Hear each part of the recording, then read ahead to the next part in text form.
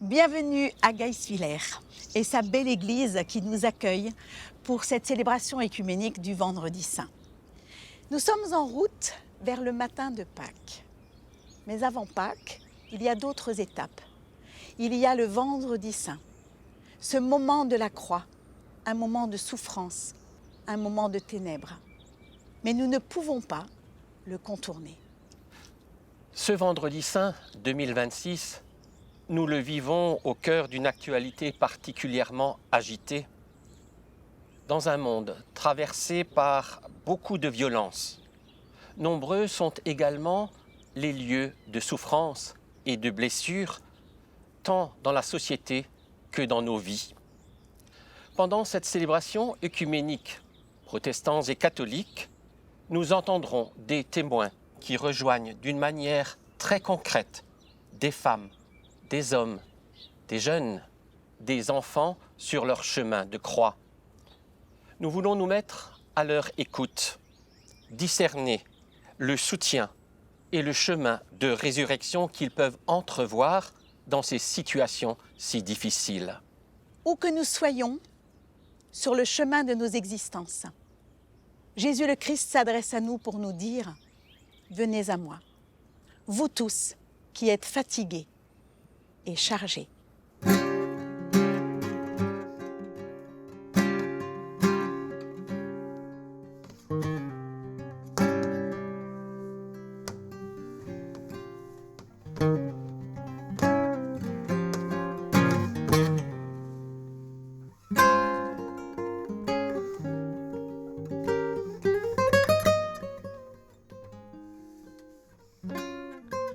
La croix, là où nos blessures deviennent lumière.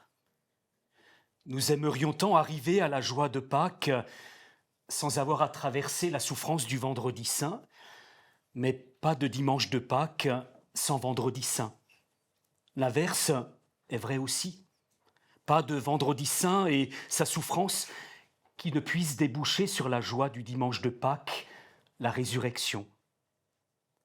Entendons Jésus nous dire en Matthieu chapitre 11, verset 28, « Venez à moi, vous tous qui peinez sous le poids du fardeau, et moi, je vous procurerai le repos. » Par une démarche un peu différente de nos liturgies habituelles, soutenue par les choristes et les musiciens, que cette célébration nous permette de déposer en lui ce qui est trop lourd. Par la croix, Dieu nous rejoint dans le lieu de nos blessures. Blessures, c'est aussi le nom de l'exposition de Claude Brown dont est issue la croix, qui s'appelle « À la croisée des chemins ». Ces chemins qui deviennent des lieux de rencontre qu'évoqueront des témoins dans quelques instants. Elle nous accompagnera tout au long de la célébration et nous rappellera que la croix est ce lieu où nos blessures deviennent lumière.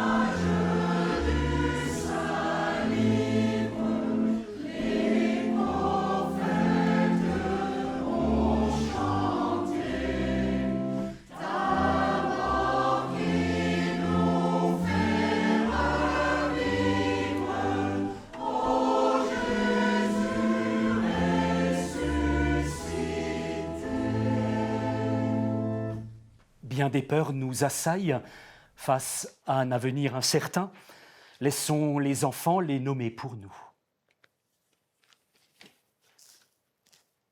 Et glisse, glisse, glisse la peur, comme un frisson à l'intérieur. J'ai peur! J'ai peur de l'obscurité de la nuit. J'ai peur de ceux qui s'y cachent et que je ne vois pas. Et qui pourraient peut-être y être. Et tape, tape, tape le cœur, un peu plus fort, le cœur.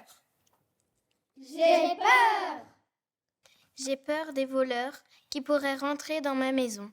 Et moi, des araignées avec leurs grandes pattes. J'ai peur sur le chemin de l'école du chien quand je passe devant sa cour. Il pourrait nous poursuivre, nous mordre. Bloqué, figé, plus rien ne bouge. Mon cerveau ne pense plus. J'ai peur! J'ai peur de louper mon bus le matin. J'ai peur du bruit seul dans ma maison. J'ai peur de me retrouver seule, plus de famille, Plus d'amis. seule au monde. Et moi, j'ai peur quand il y a trop de monde. J'ai peur, peur, peur, et une main qui se tend. Une main qui se tend, qui retient, me retient, de glisser. Je respire, je souffle. Souffle, mon souffle reprend. Une présence. Un regard, Une main qui se tend. pour que je marche, Une présence. pour que je parle. Une présence. Pour que j'écoute. J'écoute.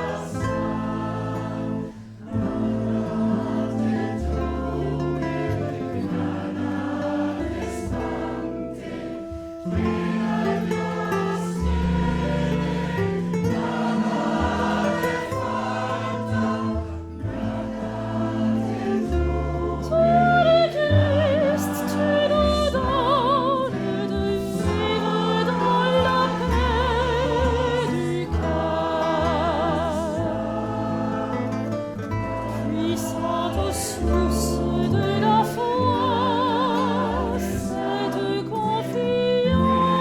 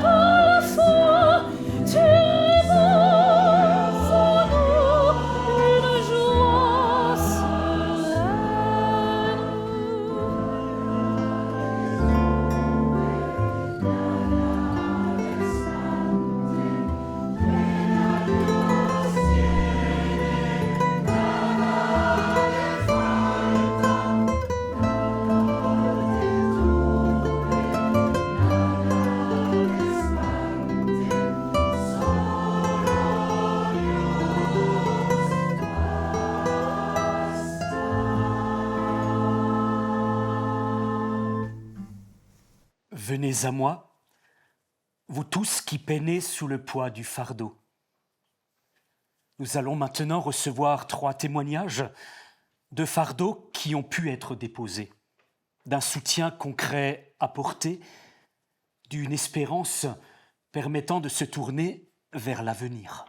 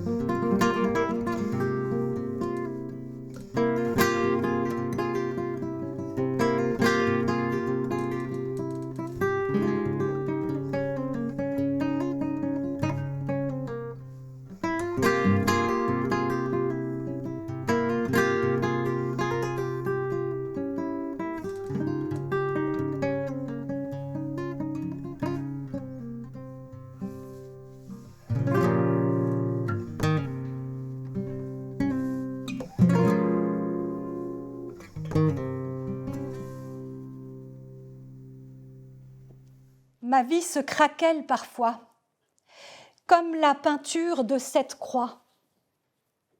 Elle est sèche, aride, j'ai soif. Lorsqu'on nous annonce la maladie, notre vie se craquelle. Lorsqu'on nous annonce que nous sommes remerciés de nos services dans une entreprise, trop vieux ou en trop, notre vie se craquelle. Quand nous sommes pris de haut, lorsque nous faisons l'objet de calomnies ou d'injures, notre vie craque. Lorsque l'avenir nous semble sombre, lorsque nous nous sentons jugés et déjà condamnés. Alors on a envie de se recroqueviller, de se refermer sur la blessure qui est là, au creux du ventre ou ailleurs. Qu'est-ce qui monte en moi quand je suis blessée? Ma vulnérabilité qui éclate? Peut-être ma colère qui pousse en moi? La peur s'inscrit. Elle se fraye un chemin et elle envahit nos jours. La croix est sombre. C'est la croix du vendredi, celle de la mort, de la souffrance. Comment trouver de la lumière? Des sillons se creusent qui attendent de l'eau. J'ai soif, disait Jésus sur la croix. Après avoir regardé de plus près une partie de la croix, nous allons recevoir un premier témoignage, celui de Barbara Sioué, secrétaire générale du mouvement de jeunesse EUL, qui accompagne des jeunes et entend leurs difficultés. Autour de nous, combien de jeunes traversent la solitude, l'anxiété, la dépression? Combien ont perdu le goût de vivre? Aujourd'hui, parmi les 18-24 ans, près d'une personne sur deux a déjà été touchée par un trouble de santé mentale. Et les gestes de désespoir à l'adolescence ont augmenté ces dernières années. Derrière ces chiffres, il y a des visages, des appels que nous ne savons pas toujours entendre. La jeunesse devrait être un temps pour rêver, oser, explorer. Mais grandir aujourd'hui, c'est se confronter à un monde instable et inquiétant. L'adolescence est déjà en soi une période de bouleversement. Il faut apprendre à se connaître, trouver sa place. Et pour certains s'ajoutent l'exclusion, la précarité ou la violence. Autant d'épreuves qui génèrent et fragilisent la santé mentale de nombreux jeunes. Face à ce constat, nous ne pouvons pas détourner le regard. L'Évangile affirme que chaque être humain a une valeur infinie aux yeux de Dieu. Chaque jeune est aimé inconditionnellement, avec ses forces et ses fragilités. Cette promesse nous engage à agir en protégeant les jeunes contre toute forme de violence. Nous devons leur offrir des espaces sûrs où chacun peut être accueilli tel qu'il est, sans jugement. Il nous revient aussi de libérer la parole pour que les silences qui étouffent puissent être brisés. À nous d'accorder notre pleine confiance aux jeunes pour qu'ils se sentent capables de transformer leur vie et le monde qui les entoure. Cet engagement est au cœur de notre projet, aux EUL. Nos équipes de bénévoles sont formées aux premiers secours en santé mentale. Cela nous aide à repérer les signes de détresse, à écouter et à orienter les jeunes et leurs familles vers un accompagnement adapté. Nous luttons aussi contre la stigmatisation des souffrances psychiques. Au pied de la croix, dans la nuit et la souffrance, Dieu se tient à nos côtés. C'est cette assurance que nous voulons transmettre aux jeunes. Vous êtes accueillis, vous êtes aimés, vous êtes promis aux beautés de la vie. Oui, il y a un avenir à espérer. Nous te confions, Seigneur, tous ces jeunes, leurs parents, leur entourage, celles et ceux qui les accompagnent à un carrefour délicat de leur vie. Nous nous confions tous à toi avec nos fragilités dans les combats que sont les nôtres.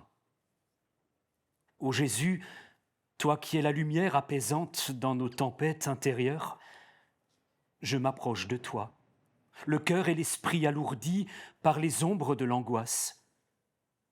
Toi, le rocher inébranlable, qui a calmé les flots déchaînés, apaise les vagues qui me submergent.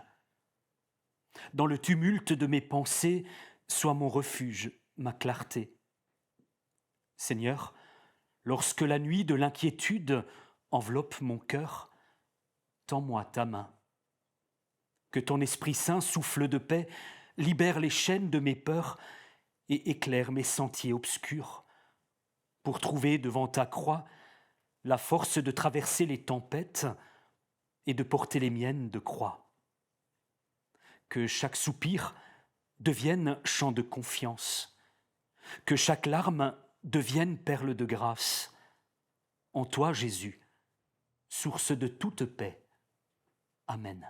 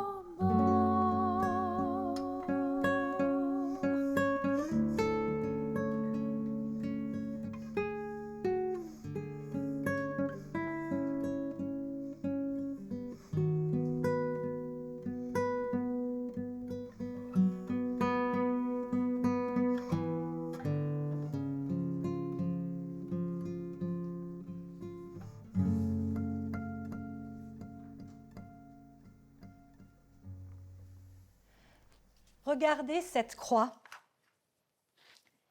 Elle est sombre, mais ce noir est brisé, fissuré de lumière, par ce jaune qui s'élance comme une main tendue. Regardez encore le jaune de la toile sur la partie horizontale, et vous verrez alors comme un cadre. C'est la pierre du tombeau. La mort qui devait être enfermée par cette pierre, elle ne l'est pas. De la lumière passe. L'espoir est là, au milieu des ténèbres. Oui, il y a de quoi être abattu par la croix du Vendredi Saint. Mais tout comme sur cette toile, il ne faut pas être impressionné par le noir.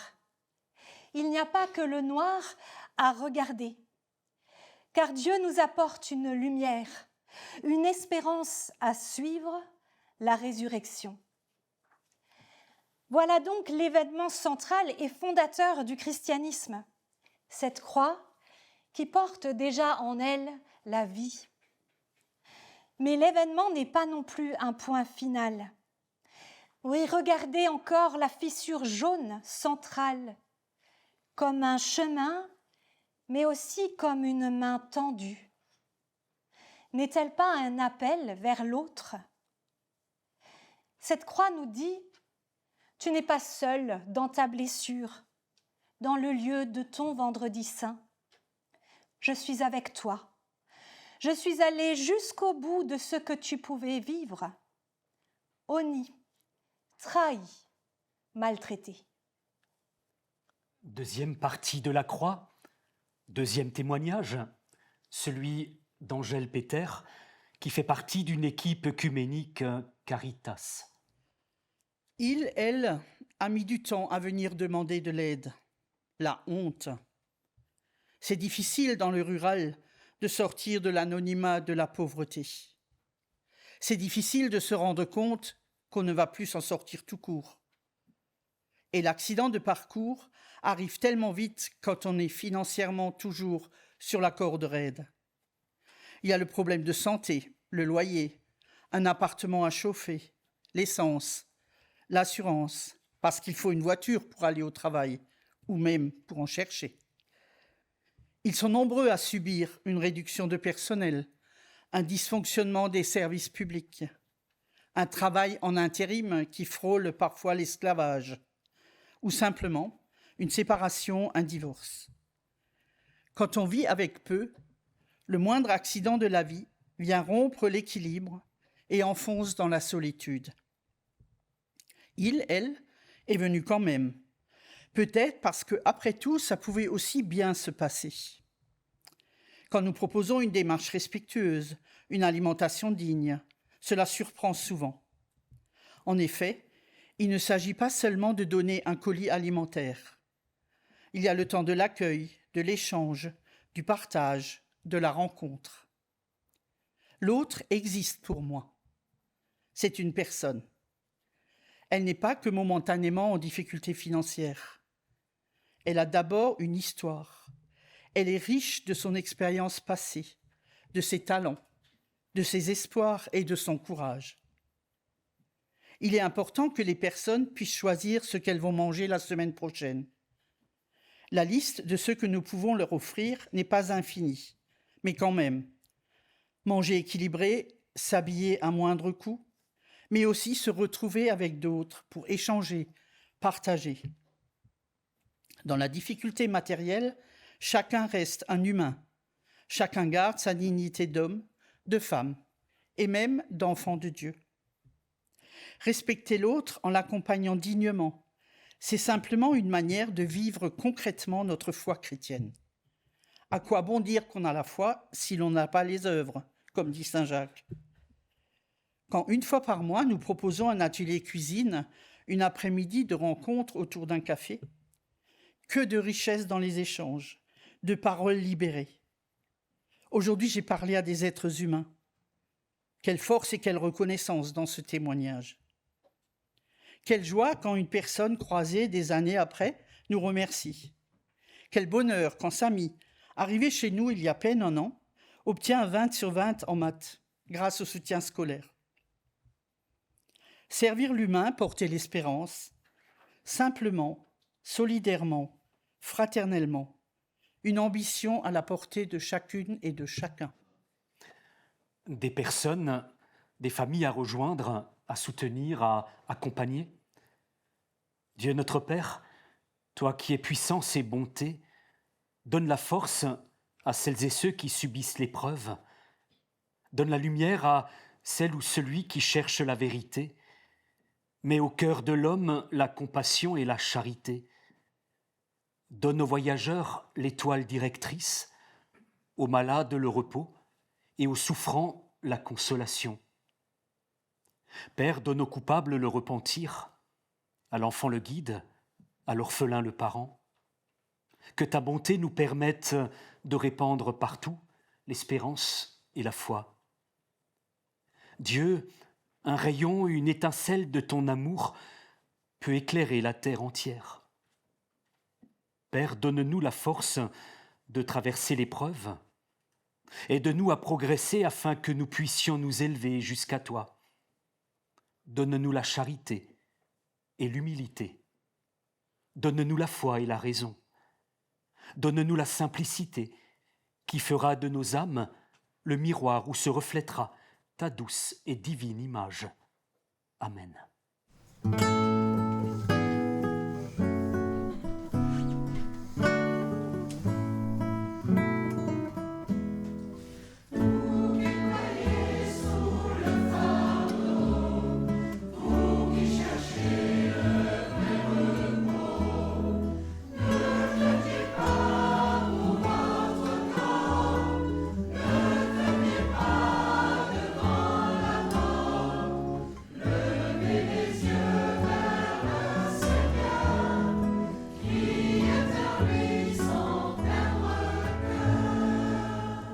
Qui tombez sur le chemin, le cœur blessé par les chagrins. Ne craignez pas pour votre corps, ne craignez pas devant la mort. Levez les yeux vers le Seigneur, criez vers lui sans perdre cœur. Vous qui pleurez qui fuyez votre maison, ne craignez pas pour votre corps, ne craignez pas devant la mort. Levez les yeux vers le Seigneur, criez vers lui sans perdre cœur.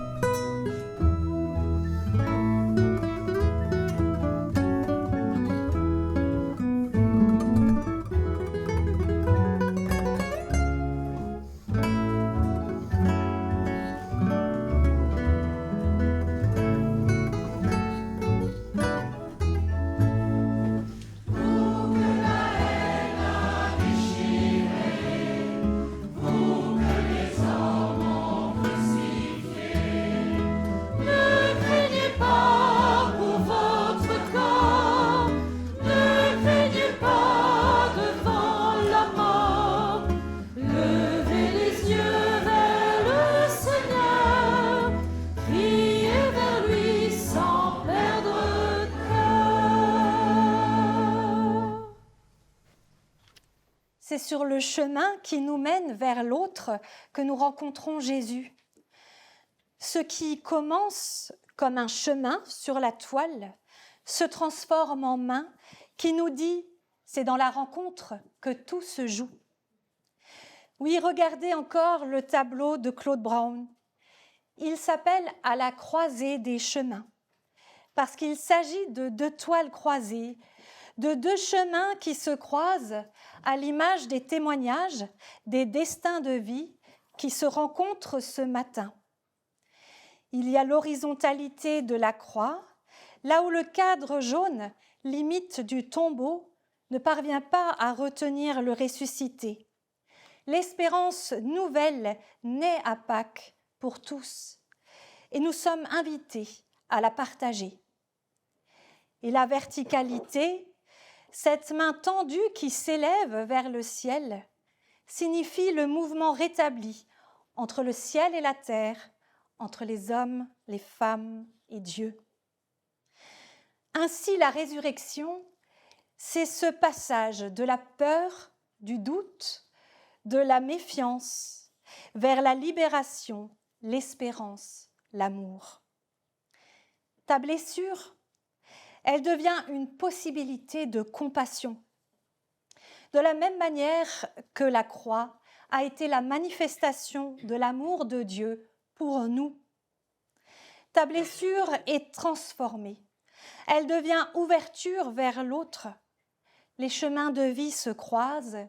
Christ en est à la croisée. Le troisième témoignage va être donné par Michel Wilhelm Lorenz pour le relais solidaire et numérique et l'accueil des migrants.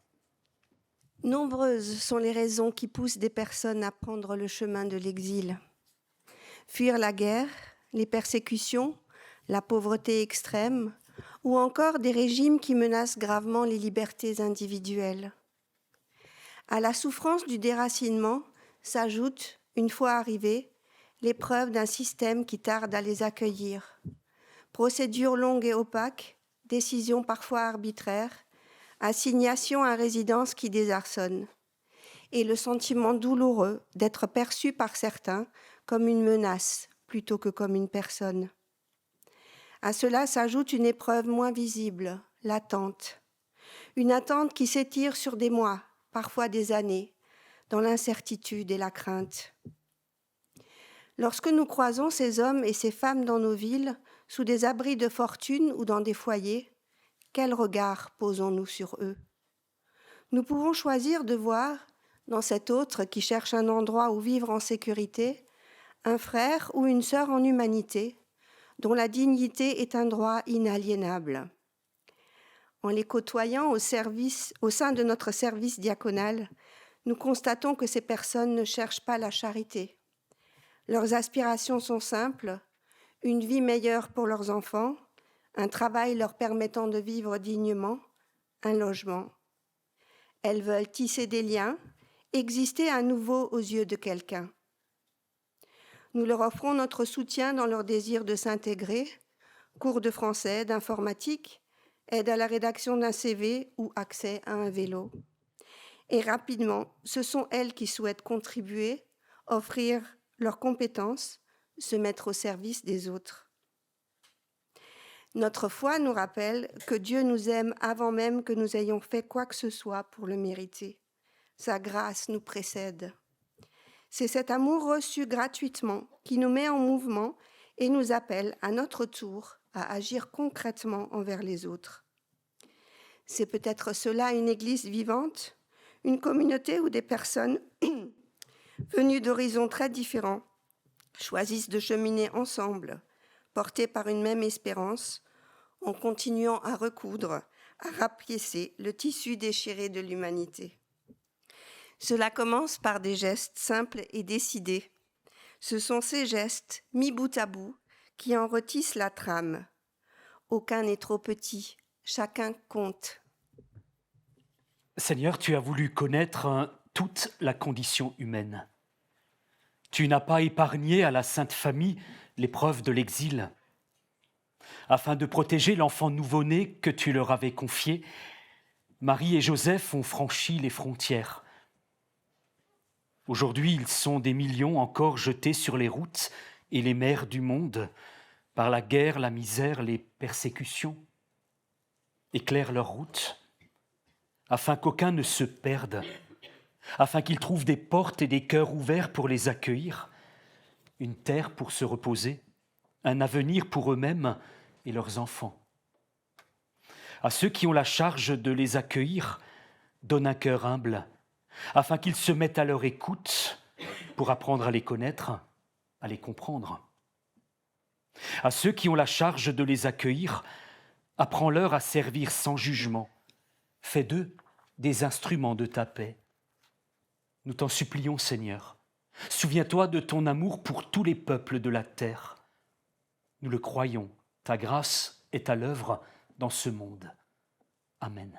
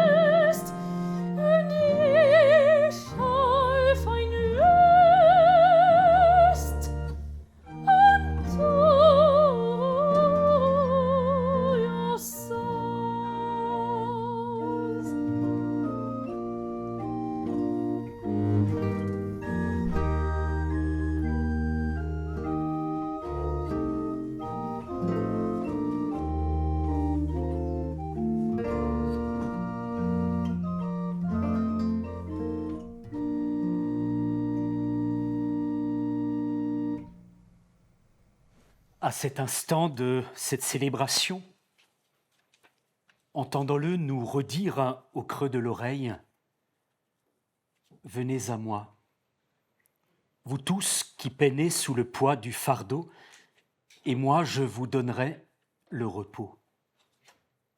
Oui, déposons en lui ce qui est trop lourd, et trouvons en lui le repos du cœur et de l'esprit. »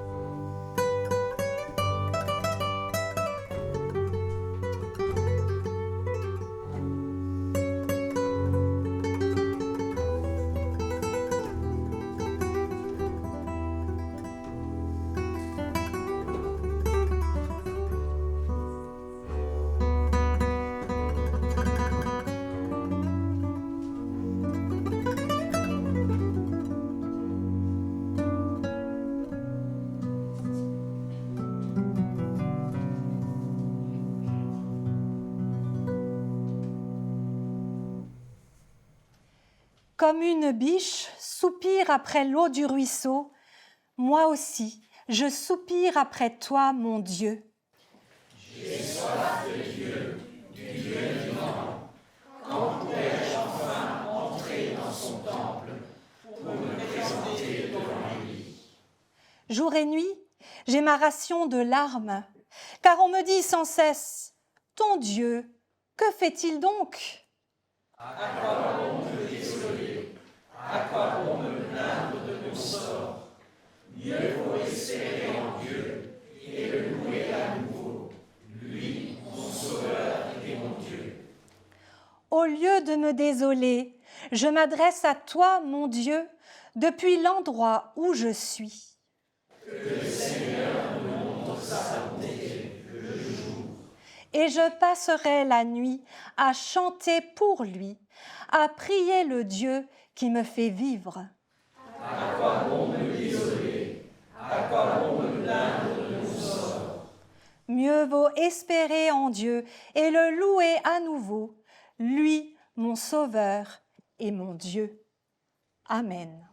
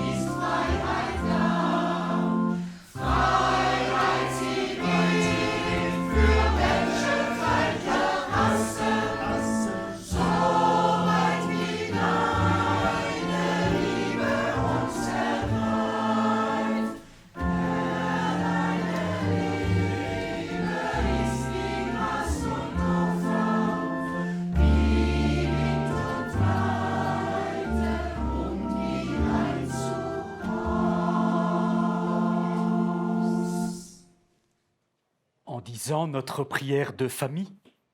Portons peut-être notre attention un peu plus sur le premier mot de la prière. Notre Père, qui fait de nous des filles et des fils, et donc des frères et des sœurs. Notre Père, qui es aux cieux, que ton nom soit sanctifié, que ton règne vienne, que ta volonté soit faite sur la terre comme au ciel. Donne-nous aujourd'hui notre pain de ce jour. Pardonne-nous nos offenses, comme nous pardonnons aussi à ceux qui nous ont offensés. Et ne nous laisse pas entrer en tentation, mais délivre-nous du mal. Car c'est à toi qu'appartiennent le règne, la puissance et la gloire, pour les siècles des siècles. Amen.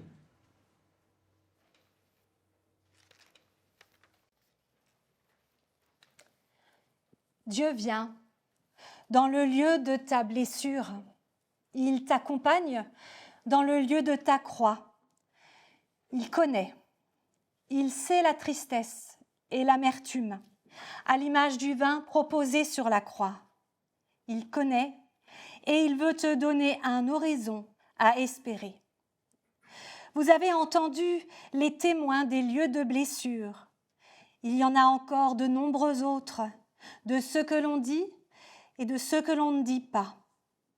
À vous qui avez reçu les témoignages, le relais est passé. Vous aussi, vous devenez des témoins.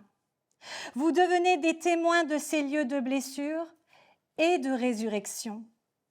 Vous les assoiffez du Dieu vivant dans vos vies à tous, à toutes.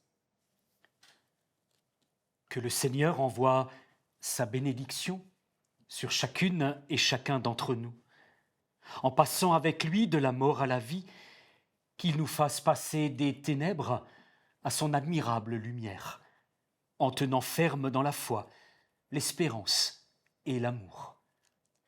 Amen. Amen.